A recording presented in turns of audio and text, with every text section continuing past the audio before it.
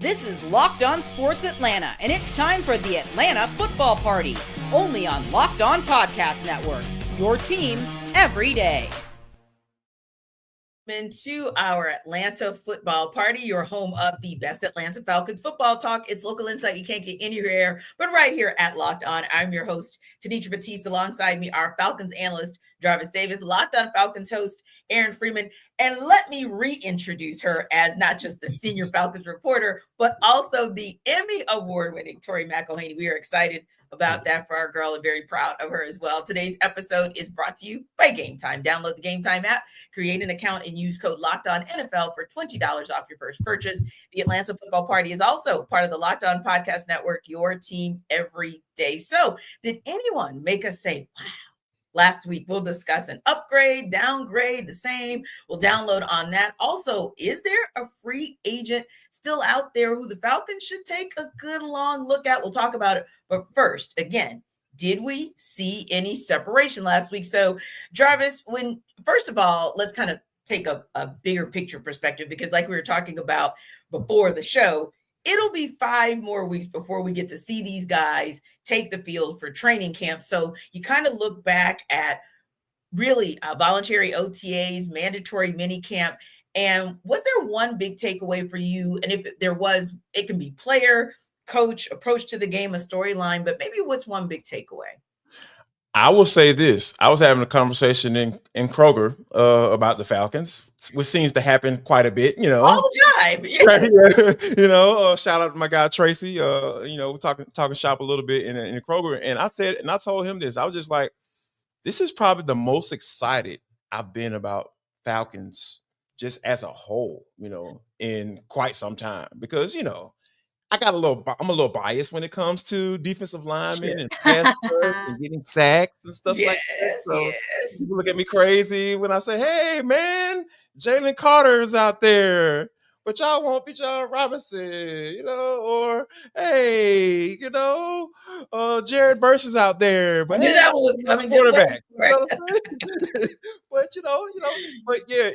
But it's kind of like I'm in a space where it's just like, man, I can't wait to see these guys put the pads on. Like, it's just been so long since I've been able to look at this edge rush group and say, it's a lot of guys in here that has some talent, has potential. And I'm interested to see what the rotation will look like. Aaron and I have talked about this in the past couple of weeks on Locked On Falcons. It's just like, all right, who's going to play?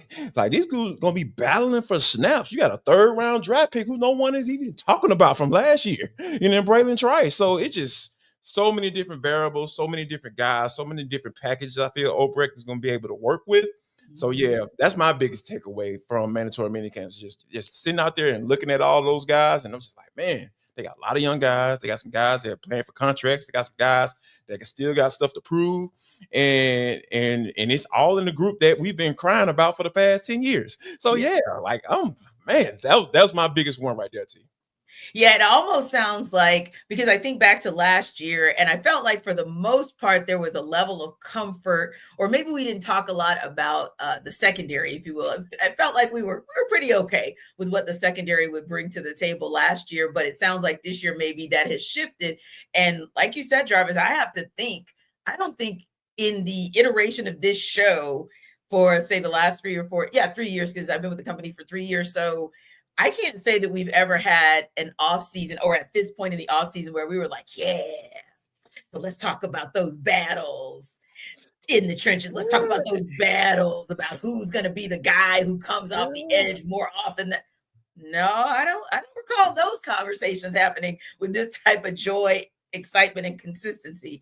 So yeah, I think that's a great point, because Tori, whenever Jarvis said that this was the most excited he'd been, my first thought was, man, the whole world was excited last year about what Kirk Cousins will be able to do as QB1. Like, okay, maybe after years, the last several years of drudgery that we know we got from Desmond Ridder and Marcus Mariota and whoever the heck else sometimes kind of took the field for the Falcons, you finally are getting some semblance of like a Matt Ryan situation where you have a bona fide QB1 that can take this offense somewhere, right? But yeah, I think Jarvis might be onto something just in terms of what his biggest takeaway was that excitement and that joy that he's feeling on the defensive side of the ball. But what about you? I mean, when you kind of take a step back and look at OTAs, look at minicamp, what's maybe a biggest takeaway for you? So funny enough, I'm actually going to talk about Kirk Cousins for a minute, because here's the thing is, for so long, what have we been talking about since the season ended? We have been talking about Kirk Cousins. We've been waiting for him to talk. There's been so much speculation about Kirk and the injuries and all this different stuff. And it was really, really important. I even think I said on the podcast before mandatory minicamp started that Kirk Cousins needs to address the media. And he needs to address all of this stuff, because we need to be able to, everybody needs to be able to move forward and to kind of just like be able to fully focus on this team without the Kirk Cousins cloud kind of fogging things up a little bit. And so the fact that he came and he spoke on the first day of mandatory minicamp and he said the things that he needed to say. He needed to talk about the injuries. He needed to be questioned about the shoulder and the elbow. He needed to answer questions about what a trade looks like and where he stands right now with the Falcons. He needed to address all of those things, and I will give it to him. He did. He maybe didn't say the things that maybe everybody wanted to know and, all those kind of things, but he at least said, I didn't really have the ankle mobility. And the shoulder and elbow thing, I didn't realize until after that it probably wasn't coupled with everything else that was going on below the hips and the legs and the ankle and the Achilles and everything. Like, it's all working off of each other. I didn't necessarily realize how maybe not good it was. Yeah. And to also say, you know what? Yeah, we had conversations January, February, March, and even into April about what a future could look like. Nothing materializes. So this is what I'm here to do now. And I'm here for the team, and I'm here to do what I need to do. I think if you're another team looking at what Kirk Cousins is doing in Atlanta, I think the main thing that you need to see if you're another team that would want Kirk Cousins and you get into a position, you need to know he's working, and you need to know that he's kind of keeping up a level of a standard of ready to go, like staying ready to go in and insert into whatever happens once the season gets here. He needed to say all those things on the record. And so that was my biggest takeaway outside of everything else that happened on the field. The fact that we could kind of have those conversations, get everything out there and push that aside to move forward. That was my biggest takeaway. Yeah. And I'm smiling, T, because on yesterday's morning show for ESPN Radio, that was one of our rapid fire questions, because we do like an around the NFL. And I chuckled because, of course, they're always going to try to put in something Atlanta based because I'm here. So the question was, and so what will the Falcons do, because they've decided to keep Kirk Cousins, and what's going to happen if in those first couple of weeks, Michael Penix Jr. doesn't show up like they think he will? And I was thinking to myself, this is so national. This is so national. They're going to be. Thank you. Oh, gosh. Look, they were all like chomping at the bit. Oh, we got Tenitra, and we're going to be talking about the Falcons and Kirk Cousins. And they were talking about it, T, at the level of Trey Hendrickson, Shamar Stewart drama. And I'm like, not even close. No. Like, not even. That Bengals situation is a Bengali mess. Yeah. This is nothing like that, because I said the biggest thing, I said, I don't think that's going to be an issue, because I think, and I just kind of diffused it from an emotional perspective and said, Kirk Cousins handled himself very, very professionally. He addressed the issues he needed to address, and the team has moved on. I said, if 10 toes down and standing on business were a person, that would be the Falcons and Terry Fontenot when they said what they said about him being QB2. It's really not an issue down here. And so when you were talking about it, that's why I was smiling the way I was, because I really do think that between Kirk addressing the issue, Raheem Morris addressing it head on, it's a non-factor. Yeah. It is not going to be something where we're going to be having some conversation on this show about it in the next 5 weeks, once training camp hits. I see the next time we have a big time conversation about it, God forbid, not wishing ill will on anybody else's team or their QB1, is if somebody needs a darn QB1. That's the next time I feel like it's going to be something that we on this show or our Thursday show have some deep dive conversation about, because I feel like now we may allude to it. There may be some rumblings here and there, especially if someone has some type of freak accident in the next few weeks or in training camp, something occurs. But I just chuckled when I saw that on the rundown. I was like, oh, I see. They want me to go drama. They're not going to get that from me. So I gave it about 30 good seconds and moved right along, because I think we're done with it. But Aaron, for you, when you look at OTAs, you look at mandatory minicamp. Was there a big takeaway for you or something that you kind of stepped back and kind of assessed the entirety of that time and said, okay, okay. Well, for me, it's the other quarterback, the guy that no one's talking about, Michael Penix. And for the people in the back. Yeah, and so, and the other thing that people know me is like, I live and die by 6-second practice clips based off of, whether or not passes are completed and whatnot. And, I saw Michael Penix miss a couple of throws in OTAs. I didn't see Michael Penix miss any throws in mandatory minicamp. And so that fits my agenda and my narrative that Michael Penix, the more opportunities he gets, the better his play is. We saw that last season in his 3 starts, that there were areas of his game that we saw improve across those 3 starts. And I think there are areas of improvement that we've seen across these last 3 weeks of, practices. And so, it just is part of the conversation of the more reps Michael Penix gets, I think the better his play will wind up being. And I think that's important for this upcoming season. And we've touched upon it on previous Atlanta football parties where, like, you can make the argument that the biggest issue that has kept the Falcons from making the playoffs the last couple of years has been their inability to finish seasons. And if they're getting good quarterback play down the stretch, like they were regularly getting under Matt Ryan, like the Tampa Bay Buccaneers have been regularly getting from Baker Mayfield, and that's a big reason why they keep winning the division. And if Michael Penix can show that, and again, because of his ability to master the practice of 6-second practice clips showing that progress, that I imagine that will also apply not only in training camp, but also in the regular season. And so I feel like we'll get some of his best ball in December, and that puts the Falcons, I think, in prime position that, this is why this year it's going to be different, where, rather than what we have experienced, 3 years in a row where the Falcons, hey, they're in first place by the end of October in the NFC South, and then they're not in first place by the end of December. And so I think this year is the chance where they can rectify that and not only be in first place at the end of October, but stay in first place because of Michael Penix's ability to keep getting better the more reps he gets. Yeah, I heard an interesting stat on our sister station. Of course, we're part of the Tegna family. So on the 11 Alive post news show last night, there was a stat thrown out there about Michael Penix Jr. and the fact that if you kind of consider like a big time play similar to like an explosive, he had like 11 of them in just 3 games. Josh Allen had 14 of them in 17 games. So to put that in perspective, based on what Aaron just said, that's what I said, Jarvis. I was like, let me hold my mule for a second. Your mule.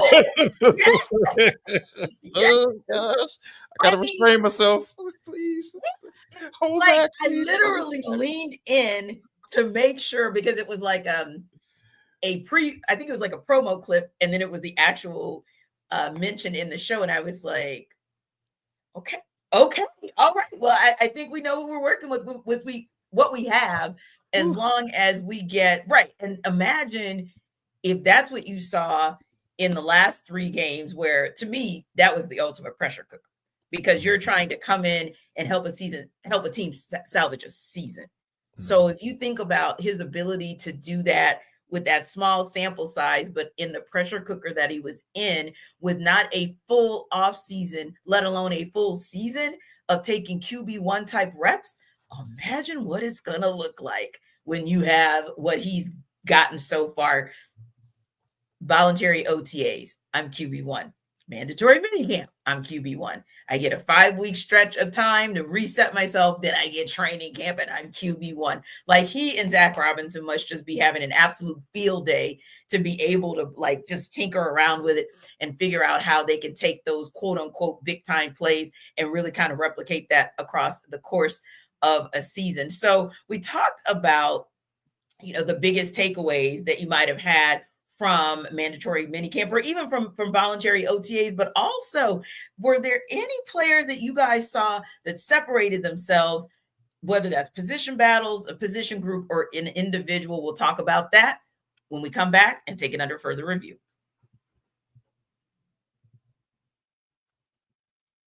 This episode of our Atlanta football party is brought to you by Game Time. There's nothing like the NBA playoffs, the intensity, the buzzer beaters, the fans losing their minds. It's the kind of atmosphere you must experience live, and this year's matchups are already delivering. If you want in, Game Time makes it fast and easy to get seats, even for the biggest playoff games. Prices on the app actually drop closer to tip-off, and with killer last-minute deals, panoramic seat views, and no surprise fees, Game Time is a total game changer. I was just on the app, and Zone deals were offering 10% off, exclusive Zone deals, even for FIFA Club World Cup matchups. So you love to see that you can view that exact view before you buy. No surprises. The app makes it ridiculously simple. 2 taps, you're done.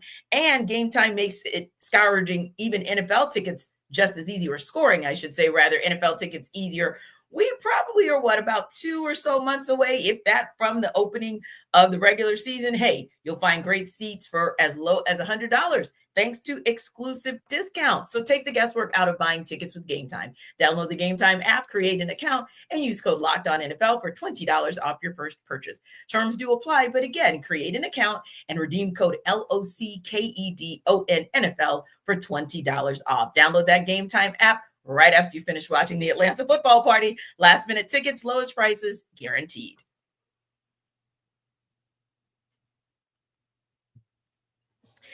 So, guys, we talk about the position battles. We talk, if there are any, we know there are some here, but we talk about the position groups. We even talk about individuals, and we finally had that opportunity, first starting in voluntary OTAs and then in mandatory minicamp, to get a little bit more of a close-up look of these players and kind of what we think about anyone who, I'll say, either separated himself or maybe impressed you or did something where you were like, whoa, if I can see this replicated in the season, this will be good for the Falcons. That said, Tori, let's start with the defensive ends. Was there anyone who separated himself, somebody who maybe impressed you with 1 or 2 things that they did, or anyone that just maybe made you say, all right, I like what I see?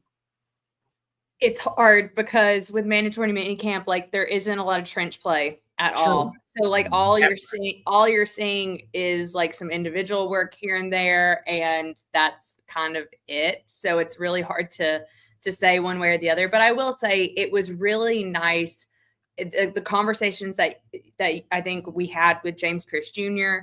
and the way that I feel like he was carrying himself, and the different conversations that I feel like I saw him having with different coaches throughout practice, and like the individual work he was putting in, like even having like conversations with like Jerry Gray or Leonard Floyd and like all different parts of this defense. And I thought that he's somebody who I think has the like highest ceiling, and we don't know exactly like where he's going to fall in year one, like within his floor and ceiling, but I think it could be really high. And he has the look about him that I think lends itself to being a playmaker early. And that's the goal. And that's the hope, is that he's a playmaker early. So I'll say James Pierce Jr. because I know so much about Jalen Walker.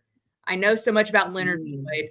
I know so much about Arnold Ebiketie. James Pierce Jr., being able to see him work and the conversations he had was, I think, important for me to see as we're talking about where he could potentially go in his rookie year. Yeah, and I like that thought, Tori, because I agree with you. I don't know that there's a whole lot that we can say that we saw, although there may have been 1 or 2 things that you saw with them, say, on the field, but you are trying to learn about the mindset. How does that person fit in? What do you think that Jeff Ulbrich or Nate Ollie is going to be able to do with them based on what their mindset is and their approach to the game? And I can remember hearing James Pierce Jr. interviewing on 92.9 or with some of our friends, and it was like, yeah, I just want to get to the ball. Yeah, I just want to take somebody down. I mean, it was so like direct, and it was like the monotone version of how Nate Ollie talks about attack, but the mindset was the same. So yeah, I think you're right, Tori. There are some things that maybe we've seen, and maybe a lot of what we've heard to say, hey, these guys are going to be aligned when it comes to what they're going to produce come September. What about you, Free? Did you see anything, you hear anything, any takeaways from the defensive ends that made you say, okay, maybe we got something here? Yeah, well, I think this is the time of year where it's really hard for guys to kind of separate themselves hitting the blocking sled a whole bunch of times. It's like all right, cool. You know, like we'll see what happens. The sled will be able to tell you. Right. The sled can tell you. Yeah, the sled will definitely tell us, who's hitting me harder.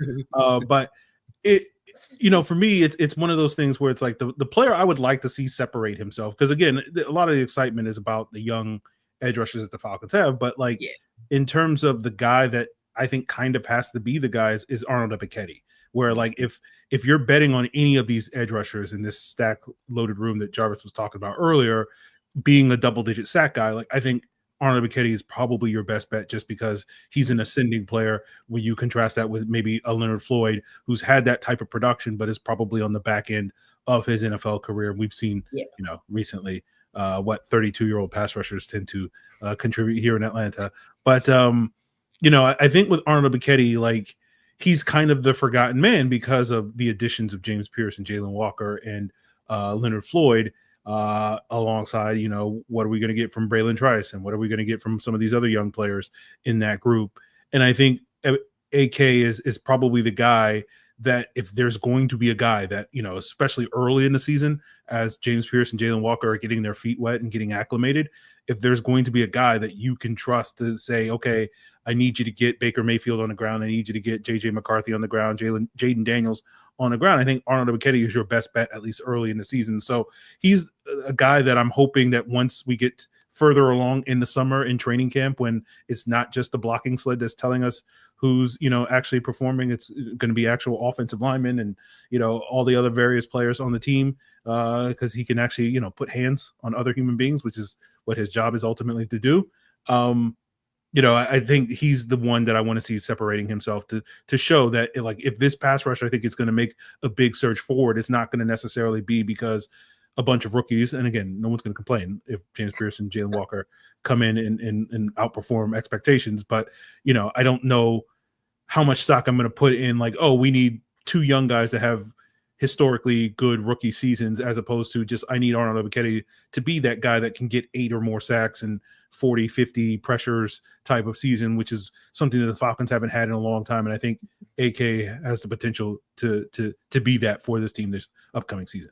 Yeah, and that's a good call, Aaron, because sometimes I think it's the shiny new toy, or in this case, toys, that we all love to talk about, but it might be little Tink Tink in the back of the toy box who might actually. I couldn't even finish that sentence without laughing. Sorry. That was funny. I was one of those people in class. I don't know if you noticed yet, T. Yes. You don't say. You don't say. You don't say. So wait, were you the person making the joke about Tink Tink, or were you Tink Tink? I'm just trying to understand. Probably depends on the day. Yeah. Thank you, Tori. Oh my gosh, man, that's why I know we got good chemistry on this show. Tori is completing my sentences, man. That's what I'm talking about. Tink Tink. Who is that guy for you in the defensive end space for the Falcons who maybe made you say, okay, I see that he might be able to get some separation at some point, or I want to see him get some separation at some point, or to Tori's point as well, there may be something that was said or done that intrigued you because it maybe informs you about what you can look for in the future. I think it's a combination of I want to see and I feel I will see, and that's Zach Harrison. Because here's the thing. I think that Zach Harrison has always been a guy who always shown promise towards the end of the back end of the season, whether it be coming getting to the quarterback and putting a quarterback on the ground, or being really strong in the run game. And I think that with him having that prototypical defensive end body style, I think he's going to be a good fit for that big nickel package with teams who come out there in 11 personnel all the doggone time. He can play first and second down defensive end for and be that starter in a sense in that particular package. So I feel like he has the opportunity to really solidify himself and saying, hey, all right, the Falcons drafted this guy. And I know he's been in a different system ever since he's been in the league, right? So, and he's going to be a guy that we want to keep around and re-sign, because I feel like he has all the tools. He has the body type. He has the want to, up front, like a lot of guys everybody doesn't have that, and we've noticed that too, sometimes, like 32-year-old defensive ends that shall remain nameless on this show going forward. So yeah, I think Zach is a guy that I'm expecting to separate himself in that role, and also I feel like I want to see him do that, because this is a prime opportunity. Like, when you have not set starters, not really knowing who you're gonna lean on. Freeman made a really good case for Arnie Ebiketie. I'm right along with him. I agree. To be that sack guy, the double-digit sack guy for this team. And I feel like you're talking about a guy like Zach Harrison, who can be that big nickel for you, maybe slide down inside on a D tackle and kind of go the whole little NASCAR package on 3rd and long. Oh my gosh, the opportunity is there for him to be a weapon for Jeff Ulbrich to deploy on Sundays if everything goes right. Yeah. So, Tori, let's keep it in the trenches, looking at the nose tackles for you. Kind of what are you looking for? And again, it could be a separation. It could be something that you saw or something that you want to see at that position.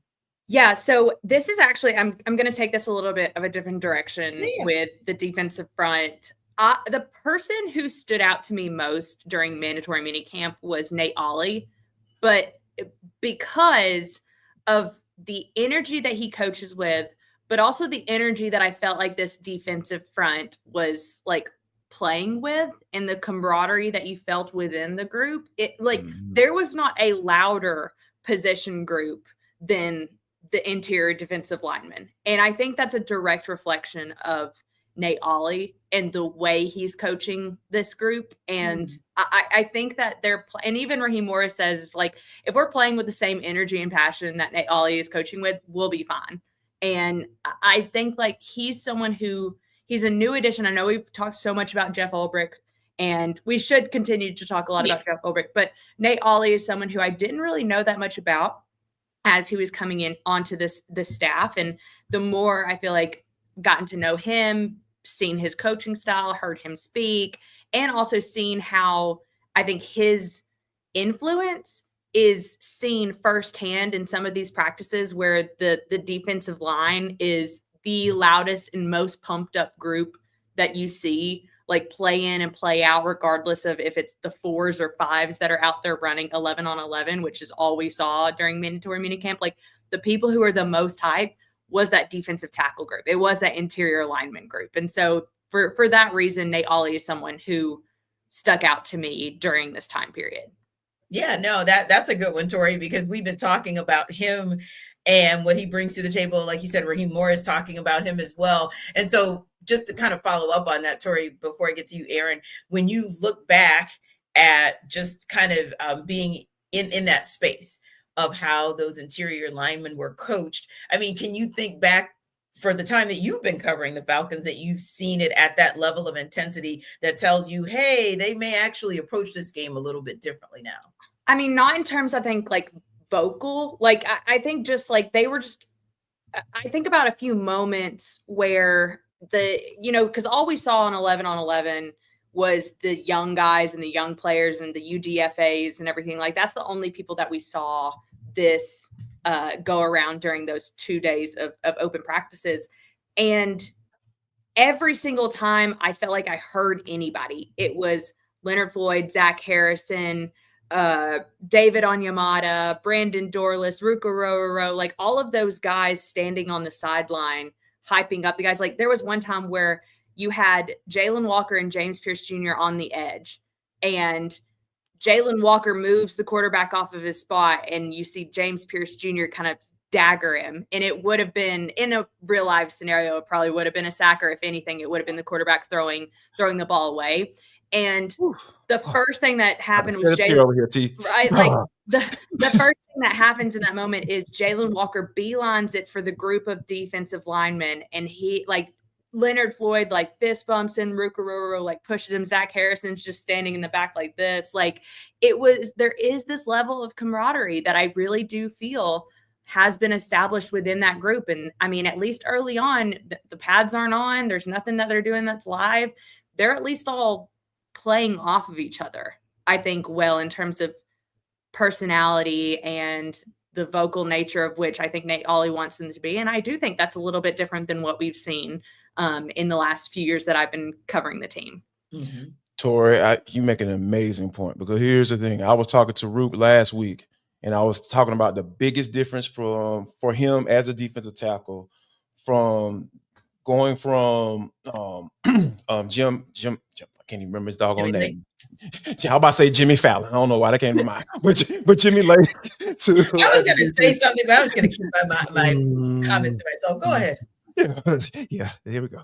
Please don't embarrass me, T. To Jeff Ulbrich, and I think he just, the way he explained it, it was just beautiful. It just lets you know that Ollie really is very clear about what he expects from his defensive linemen, particularly on the interior.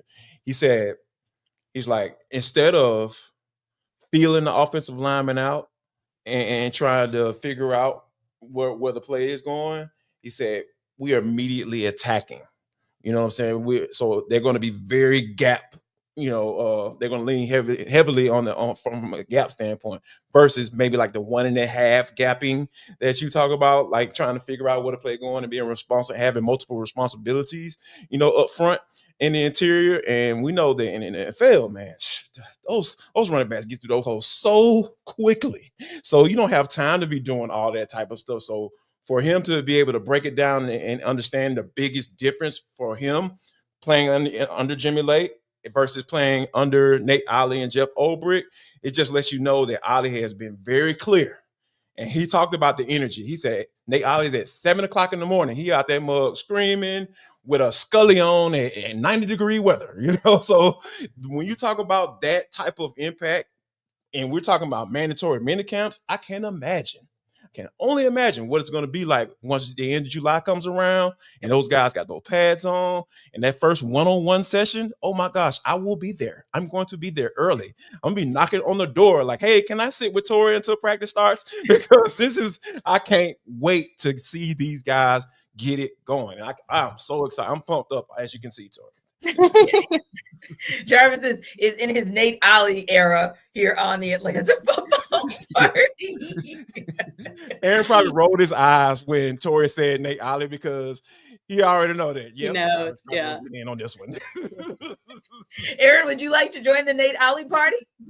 Sure. Let's all let's have cake and ice cream and let's party it up. So, I'm fascinated to see how he works with some of these young D tackles that we really didn't get a chance to see much of last year, like Rook and Brandon Dorless. Can he get more out of David Onyemata, going back to Jarvis with the scheme things, where David Onyemata, thrived in more of an attacking scheme in New Orleans, and then with what the Falcons were asking him to do last year, not so much, right? Do you get a bounce back? What's Morgan Fox bringing to the table, right? What's Contavious Street and Taquan Graham? Are you going to get more out of those guys with this new attacking scheme? And I think Nate Ollie has shown you the ability, and that there's reasons why Jarvis is sitting here, going off on being excited and all that stuff about what Nate Ollie can bring to the table. So yeah, let's keep the party going, and I'm fascinated to see what this interior group looks like, because you have a lot of bodies at edge that you feel like, okay, at least 2 or 3 of these guys are going to emerge and be good, and so you feel pretty good about that. Mm-hmm. It's more of a question at D tackle, just because you have a mix of veterans and young guys that are these veterans a little too long in the tooth, or these young guys still a little green. So you don't know what exactly you're going to get. And so I think by years in, whatever we're sitting here talking about at that D tackle group in a positive way, a lot of that will be manifested through Nate Ollie and his coaching. Well, did anyone else actually make us say wow, or do we want to see someone make us say wow? We'll talk about that on the other side.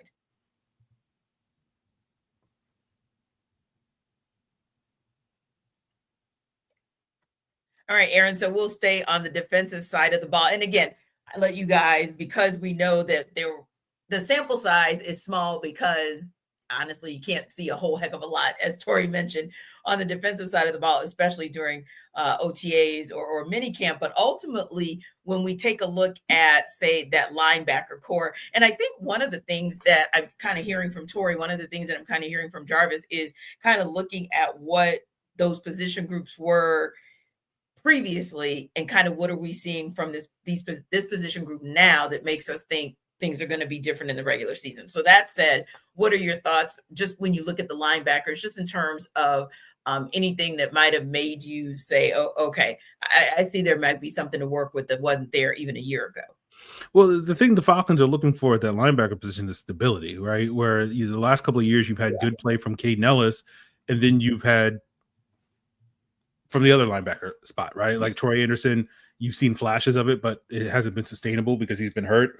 Nate Landman, you saw flashes of it, but it wasn't sustainable because, no offense to Nate Landman, he just wasn't as talented as you typically find in today's NFL from a athletic standpoint in that regard. And so, the Falcons going out and signing Divine Diablo, which was their first free agent pickup of the offseason. And, kind of people were just like kind of dismissive of it. A lot of people were like, oh, well, they'll still draft a linebacker in the first round or second round. They still may need. And, the Falcons have been very committed to Divine Diablo, and sort of hearing some of the things that Raheem Morris and others were saying coming out of mandatory minicamp, where it's like, we feel good about this guy, that if he has to wear the green dot, we feel confident that he can do that.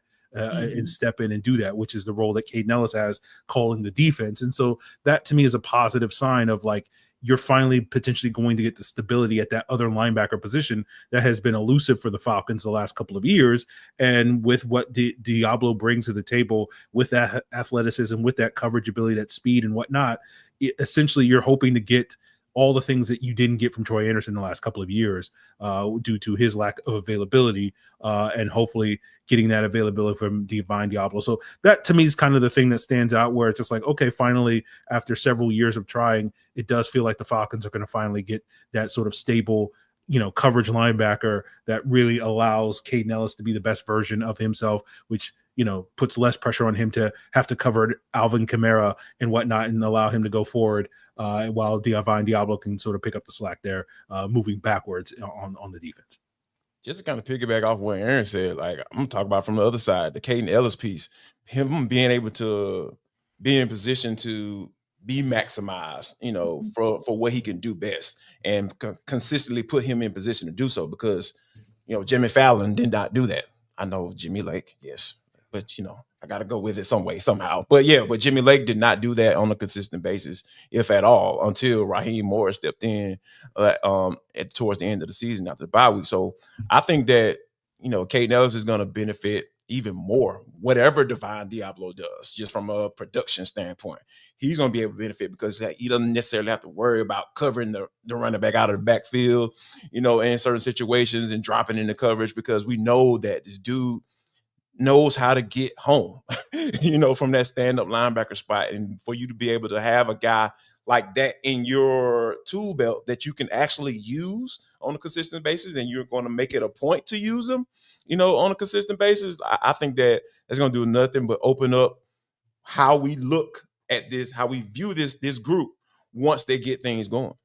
I think the biggest question, like within all of this, is like, where does Troy Anderson fit into this equation? Because I think it's very obvious to me that they are moving forward with Caden Ellis and Divine Diablo. Now, Troy Anderson is working back from injury. And what's interesting is, like, when Troy Anderson has been at 100%, he's been someone you like watching play. He's been a playmaker. I mean, that Saints game, goodness, take away the pick six that he had.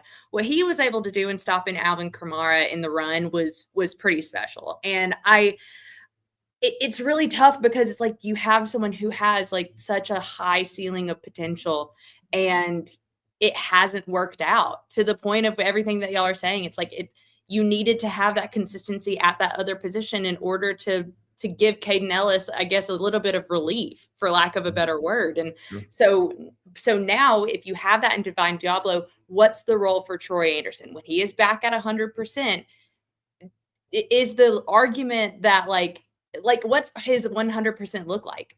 And where does that fit in with what they're doing with a Divine Diablo and K Nels? And let's be for real, Jalen Walker. Like, I know. Look, I can sit here and I can listen to them say all day long that he's going to be predominantly an edge rusher, and I do believe that. But I don't think that means that he's only going to take snaps coming off the edge. And so for that reason, I'm sitting here right now being like, what's Troy Anderson's path forward? And what does that look like? And how does he fit within this scheme and what they're trying to do?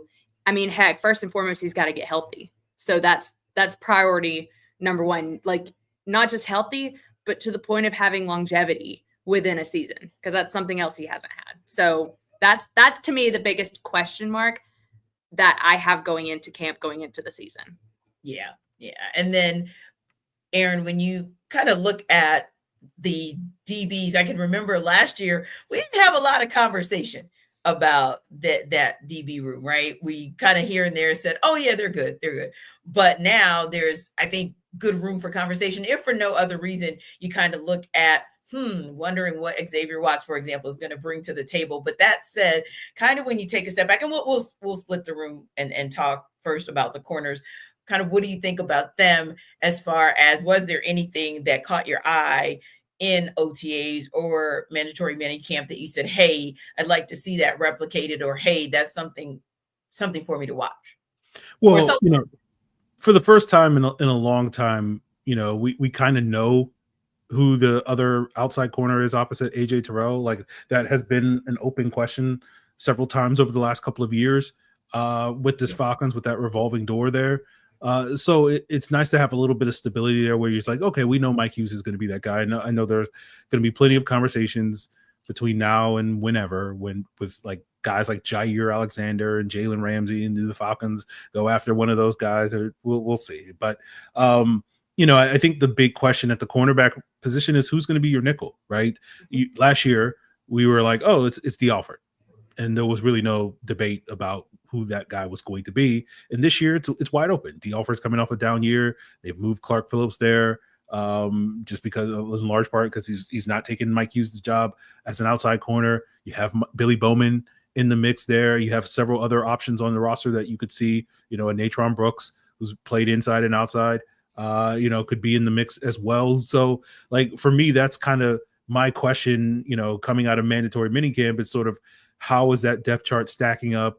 And when we get into training camp, who's going to be taking those number one reps? Not necessarily the first week of training camp, because usually it's going to be the guys that are the incumbent veterans. So I would imagine Dee Alford would probably be the first man up. But are we starting to see Billy Bowman get mixed into that, the second week of training camp, and starting to steal some of those first team reps from Dee Alford and others? So, like, that's the big question, is like, are you going to get better play out of that nickel quarterback spot this upcoming season, who, regardless of whether it's Alford having a bounce back season, Clark Phillips, showing the upside that we all thought he had coming into the draft, or Billy Bowman sort of being that answer as well, because you're going to need it, because that was an issue last year with this secondary, where teams were just like, okay, like, Dee Alford's struggling, so we're just going to move our number one or number two wide receiver into the slot, and whether it was Devontae Smith or Justin Jefferson or whoever it was, like, that guy's going to eat.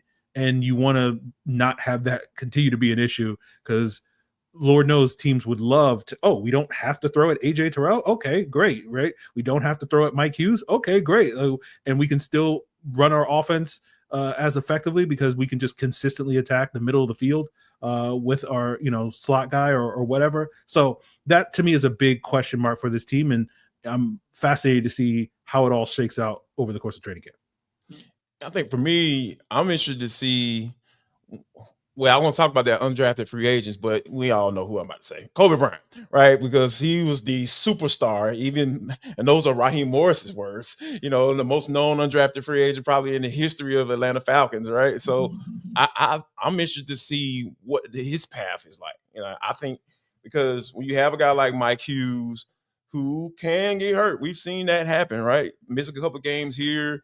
You have a guy who was potentially a guy you have to be concerned about in Clark Phillips, because he was drafted, by this team, and they moved him inside. So I think that You know, a lot of people thought that, you know, Kobe Bryant should have been drafted in the at least the mid-late rounds, you know, and he went undrafted. You know, he goes undrafted for whatever reason, right? You know, probably calling out Lamar Jackson and calling him James Harden. That's probably one of the reasons why he probably went undrafted, right? You know, so I think that, you know, when you have a guy like that, obviously the talent is there.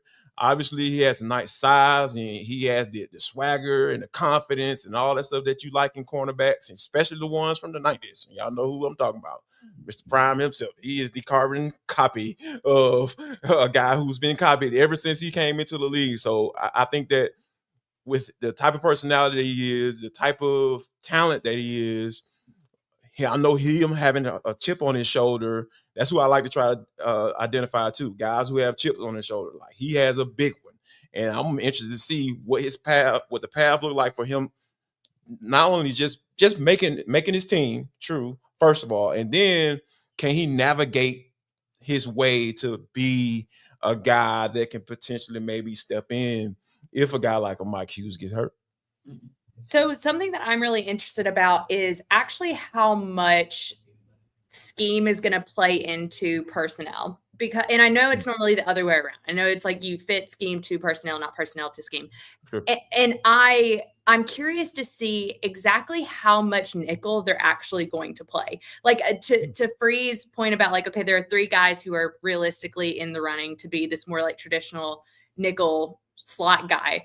My question is like, I really want to know how DeMarco Hellum's year goes as he heads back into full health and as he gets back to 100%, because I also think I like the idea of having like a big nickel package. I also like the idea of having, 3 safeties out there. And if DeMarco Hellum's kind of turns into this thumper and a guy that they really feel strongly in terms of the physicality that he brings, and I think there's an avenue where it's not necessarily a like traditional nickel package that they're running out frequently in the way that maybe we've seen in the last year, 2 years under Jimmy Lake or Ryan Nielsen, but maybe it's a bit more like what we saw in kind of back in 2019, 2020 with like Keanu Neal and being down in the box, Ricardo Allen, DeMonte Casey, like that trio and what that kind of looks like, and having more of a bigger safety look. That to me is what I'm most curious about as we're going into more live reps of the preseason and into the season, is like, how does that group evolve with the addition of someone like a DeMarco Hellums and or where things ultimately shape out with the traditional nickel role. There are a lot of moving parts that I think are kind of being overlooked right now because you don't really know a lot of answers to these questions that you will potentially know in week 5 or week 6. But that's what I'm most interested in, I think. Yeah. And Aaron, we'll wrap up with the safeties. Yeah, I mean, it's a question of like, is Xavier Watts going to hit the ground running? That to me is my big question. Whereas like you have your quote unquote insurance policy in Jordan Fuller, where it's like if Xavier Watts isn't ready to go, you have a guy that's started 5 years in this league that's, that Raheem Morris is very familiar with. You know what you get. He's a known commodity. But, not to knock Jordan Fuller, but I think, we know what he is. Like, I don't know if that's a high ceiling starter for you. That's just a competent, adequate starter for you and what you really want out of that second safety spot, which is what the Falcons were chasing last year when they signed Justin Simmons, is, another guy that can make plays, that can also do some of the enabling that allows Jesse Bates to do some of the roaming that he likes to do, where he's not always in the spot where it's like, well, I drew it up for him to cover this area, but he's 25 yards away picking off the pass. Like, okay, we'll take it. It's like, no, yes. It's the classic coach thing where a guy's, that whole thing. So I think ultimately it's really boils down to, is Xavier Watts going to be kind of what we thought Justin Simmons was going to be, which is, lofty expectations for a rookie, but I think he has, a skill set that he can bring some of those things, maybe not the complete, all pro package that Justin Simmons was expected to bring, but like that element that, will allow Jesse Bates to get the best version of him, as well as have a playmaker at that second safety spot as well. For me, my expectations for Xavier Watts is that he's gonna need time to develop, because I just look at from the front office, right? Like, they signed Jordan Fuller before they even thought about drafting a guy like Xavier Watts, and Jordan Fuller has been a starter in this league, specifically on Raheem Morris's system when he was with the Rams at DC. So I think that how quickly it takes for him to develop, how far put it like this, how far into the season is he going to start to really show why the Falcons were so excited to draft a guy like him? And I think that, a guy like a Billy Bowman, who is converted safety from to nickel, I think he's going to be one of those guys where he's going to surprise some people, because I think that given where he was drafted, and Xavier Watts was drafted before him, and, a lot of times people expectations go with where they're drafted. And I think there's something about Billy Bowman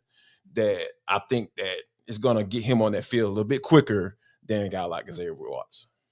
And just to kind of wrap up a little bit too, in the same thread of talking about Xavier Watts, I do think it's interesting that I feel like we could potentially see Jordan Fuller starting early, but it's Xavier Watts' journey to end. It's his next step in his development. It's seeing how far along he can get, how quickly he can get there in his first year. And then also it goes back to the conversation I was just having about how much nickel they would potentially even be playing. But but what is DeMarco Hellum's role in this room? The trajectory he was on, he was making a case in training camp of last year to be a starter. And then he gets hurt, and you're just like, dang, the trajectory was there. It's same thing with Braylon Trice. The trajectory was there. You saw it. You saw them picking up steam and really pushing for a starting spot potentially. And then they get hurt. So it's what DeMarco Hellums is coming back from injury. Where does he fit within all of this conversation? Because I think that he could have a very niche, specific role to carve out for himself if he continues on the same path that I feel like he was prior to the injury. So where he fits within all of this is kind of an underlying storyline of this safety group, and how much does what he does and how quickly he comes along change what ultimately scheme-wise they're deploying. So that's my big question about the entire scope of, I think, the secondary. And one question we have is whether or not some of the Falcons players that they parted ways with means an upgrade for the players who are still here, a downgrade, or the same. We'll discuss when we run it back.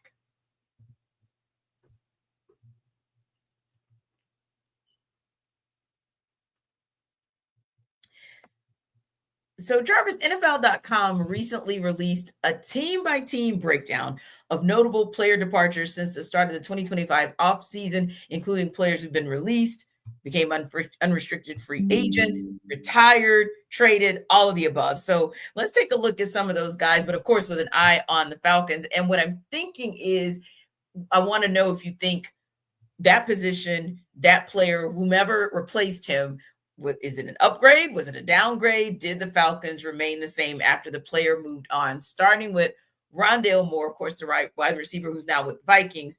Was that an upgrade, a downgrade, a same grade as far as Rondale versus who the Falcons moved on with?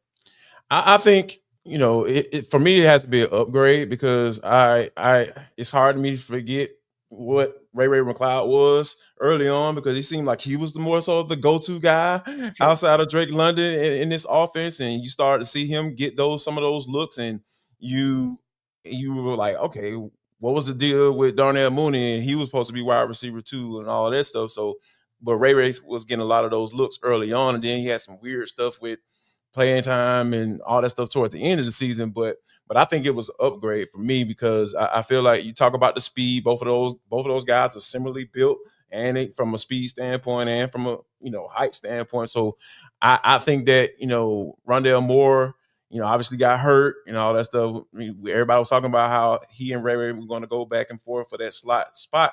And I think that, you can't miss nothing that you didn't have. Right? So for me, I feel like, hey, it was an upgrade. Yeah. What about you, Aaron? We're going to go to another wide receiver in Philip Dorsett. Yeah, I mean, these are guys that didn't really do anything for the Falcons last year. So,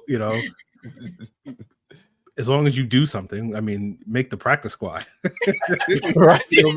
Basically is makes you naturally an upgrade for the Falcons. Philip Dorsett being a former first-round pick way back in 2015, and just you never lived up to the hype of being that sort of speed threat for the Falcons. And hopefully the Falcons. I don't know who that speed threat right now is on the roster when we look at it and say like, oh, this is the guy that's going to add that value. But you didn't get that from Philip Dorsett last year. So it's like, one deep ball basically means that you're an upgrade. Jarvis, tight end Ross Dwelley, who's now with the 49ers. Oh, gosh. I mean, the Falcons still got Charlie Wonder on the contract, right? Correct. Yeah, I'm good. Super upgrade, right? Because the way he came in and established himself as that blocking mother blanker, like seeking destroy type blocking style that he had in this offense, especially going across the formation and stuff. It was just a beauty thing to watch how excited he was to get his hands on people. And then for him being a former dog too, go Dogs, I should say go Dogs. Oh my gosh, what is going on with me? But anyway, yeah, it was a super upgrade. I didn't care that Ross Dwelley signed with the San Francisco 49ers. I'm cool. Yeah, it was big upgrade. Aaron, upgrade from Drew Dalman, who of course now is with the Bears. Yeah, I mean, this is probably the one spot that I think most of us will say that Falcons probably downgraded based off of what we saw from Drew Dalman last year to what we saw from Ryan Newsel last year. The hope is that Ryan Newsel's arrow is still pointing up. And we saw this with Drew Dalman at a similar point in his career that we got better play from him. So it's not impossible that by year's end we'll be saying like, oh, they stayed the same. They had, a quality starting center in Drew Dalman, and they have a quality starting center in Ryan Newsel. So it's possible that it could stay the same. But as we sit here today, based off of what we know today, I think it's a downgrade. It's not like a massive downgrade. It's not like, oh, it's going to break the Falcons offensive line. They're going to be terrible or anything like that. But it is just one of those areas where it's like, Drew Dalman was a big part of this offense's run game being as effective as it was, being one of the more efficient run games in the NFL. It wasn't as efficient when Ryan Newsel was in the lineup from a run game standpoint. The pass protection was virtually the same. So I think it's a lot of remove there, but it's really just a question of, is Ryan Newsel going to bring it in the run game in those same ways that Drew Dalman has the last couple of years? And as we sit here today, the answer is we don't know yet. We don't know. So Jarvis, edge, Lorenzo Carter, who's now with the Titans. Upgrade, downgrade, same grade. Upgrade. I don't think Lorenzo Carter should have even been on this team, but given how they just had no talent whatsoever, or any promise, at that spot, with a guy like with his type of size, his archetype, Arnie Bukater, we talked about how he's ascended, how he's getting better every year since he's been in the squad, even with different schemes and all this type of stuff that he's had to deal with. But when you talk about, the type of size that Lorenzo Carter has, he's one of those get off the bus guys. Like, let's bring him in, because he can be solid against the run game. We always talking about all the guys, James Smith-Williams, the other guy on this list. Oh man, he's so solid against the run. No, how about against the pass? So, I think that, bringing in a guy like a James Pierce Jr. Is a tremendous upgrade because of the upside, because we know what you're going to get, Lorenzo Carter. Every now and then he's going to make a nice play for you. He's going to show you that skill set that he had when he was drafted out of Georgia, but he hasn't been shown that consistently. That's why he's on his fourth team, since he's been in the league. So I think this is definitely an upgrade once they let him walk. Well, since you mentioned James Smith-Williams, it sounds like you feel like there's an upgrade there as well. Absolutely. 1,000%. Yeah. So Aaron, will end on this note of whom I think we all already agree on, but I'm just going to throw it out. Oh, you know what? No, actually, I'm going to do two. I'm going to throw you guys a little loop, but we'll start off with the second to last, which is upgrade at edge, Matthew Judon. Well, this is what I'm talking about earlier, where it's like, I think if you just put Matthew Judon and Leonard Floyd to compare the two, like they're basically the same in terms of what you expect from, again, we didn't get what we wanted from Matthew Judon based off of the expectations we all had in August. Like, we were all like, yo, this is going to be a double-digit sack guy. This is going to be a 50 pressure guy. And it's like, you know, a lot of people have similar expectations with Leonard Floyd based off of his production. And so I think those two guys in isolation, you would probably say they're the same at this stage, right? Hopefully we'll get more out of production from Leonard Floyd than we got from Matthew Judon. And I think the thing that helps Leonard Floyd is that the group around Leonard Floyd is much better. So it's like he doesn't have to carry the entire burden of the edge rush room, because that's part of the issue with Matthew Judon, whereas it's like, if he's not getting home, ain't nobody getting home. And so I think the thing that helps Leonard Floyd, and why on the stat sheet he'll probably wind up being an upgrade over what Matthew Judon gave, is just because like Leonard Floyd doesn't have to be the guy that has to get home. You have Arnold Ebiketie, you have James Pearson, Jalen Walker. And so some of the pressures that those guys create, Leonard Floyd can just kind of loop around and like, okay, here's a little sack, here's a little cleanup sack. I can get that and pad my stats a little bit in that way. So I do think in a vacuum, they're the same, but Floyd's in a better environment than Judon was. And so I think that's going to lead to an upgrade. And that's fair. That's fair. And Jarvis, I'll be nice and not even give you the other guy that I was going to say. We'll just leave on that very positive note about Leonard Floyd. Thanks to our everydayers for making the Atlanta Football Party your first listen of the day. Be sure to stop by Locked On Falcons with Aaron and his frequent guest analyst Jarvis as your second listen, and check out some of Tori's work at AtlantaFalcons.com. We will see you next time.